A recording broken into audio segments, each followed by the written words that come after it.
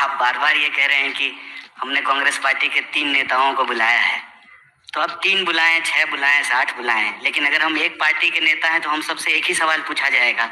ऐसा तो होगा नहीं कि पवन जी से अलग सवाल पूछा जाएगा, हमसे अलग सवाल पूछा जाएगा, और हमारा जवाब भी एक ही होगा अगर हम एक पार्टी के हैं। और दूसरी बात, आपने कहा कि मीडिया पे दोष मत मढ़िए, बिल्कुल ठीक बात है।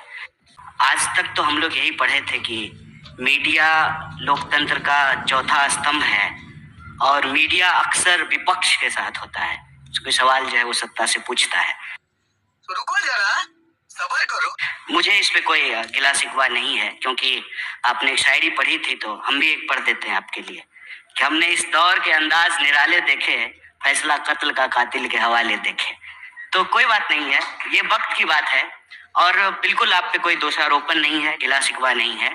और आपने कहा कि कांग्रेस पार्टी हार गए, आप बीच में ये भी कहा आपने कि राहुल गांधी हार गए। कांग्रेस पार्टी हारे, राहुल गांधी हारे, ये दो अलग अलग चीज नहीं है, ये एक ही बात है।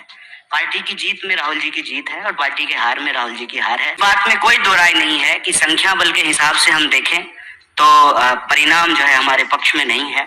और आपने बिल्कुल सही आंकड़ा दिया है कि जो हिंदी पट्टी है उसके ज्यादातर राज्यों में बीजेपी की सरकार है, बिल्कुल ठीक बात है, फैक्ट है। सवाल यह है कि इस देश में भारतीय राष्ट्रीय कांग्रेस एक पार्टी है जो कई सालों तक सत्ता में थी, सरकार में थी, उससे पहले जो है आजादी के आंदोलन में हिस्सा ली, देश को आजादी दिलाई, और अभी विपक्ष में है। ये एक स्वाभाविक प्रक्रिया है, जो खेलता है तो कोई हारता है, कोई जीतता है, इसमें कोई दुर्भावना वाली बात नहीं है। ये बड़ी अच्छी बात कही आपने।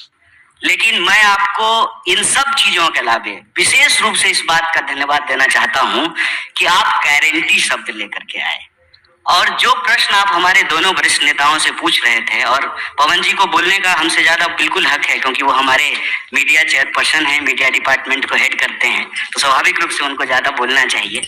लेकिन हम आए हैं यहाँ पे इनके साथ इसलिए कि हमारे पास आज इस देश को देने के लिए एक अल्टरनेटिव है, एक मॉडल है।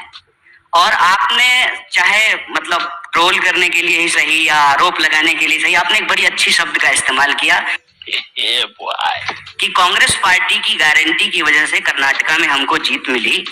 तो वो जो गारंटी थी वो मोदी जी की गारंटी कैसे बन गई? और मेरा ये मानना है कि कांग्रेस पार्टी ने इस देश में एक टेम्पलेट सेट किया है।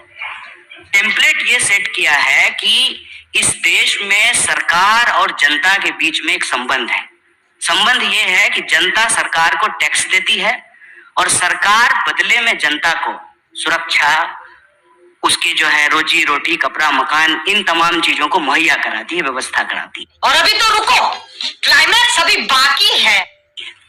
धीरे धीरे ऐसा माहौल बनने लगा था देश में कि हम लोग टैक्स तो दे रहे हैं, लेकिन सरकार क्या देगी ये तय नहीं हो पा रहा था।